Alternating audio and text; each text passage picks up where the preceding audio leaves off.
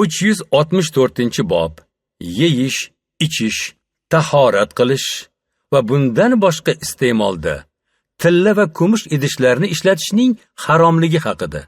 1795-hadis. Ummu Salama roziyallohu anhodan rivoyat qilinadi.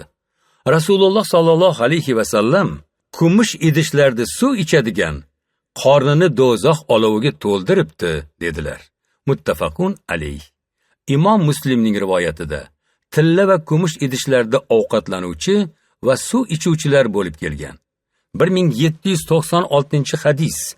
Huzayfa roziyallohu anhudan rivoyat qilinadi. Nabiy sallallohu alayhi va sallam ipak va debosh kiyishdan hamda tilla, kumush idishlarda suv ichishdan man qildilar va bu narsalar bu dunyoda ular uchun, oxiratda esa sizlar uchundir dedilar. Muttafaqun alayh. Ikki sahih kitobida Huzayfa roziyallohu anhudan rivoyat qilinadi.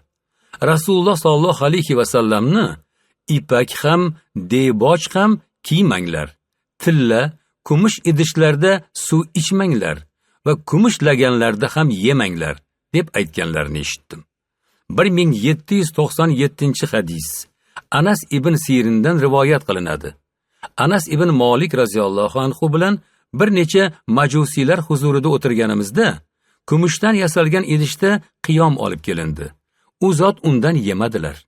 Olib kelgan kishiga bu idishingni almashtirib kel deb aytilgan edi. U kumush idishni xalanch, archagul daraxtidan ishlangan kosaga alishtirib keldi. Anas ibn Malik bu idishdan tanovvul qildilar. Imom Bayhaqiy Hasan isnod bilan rivoyat qildi.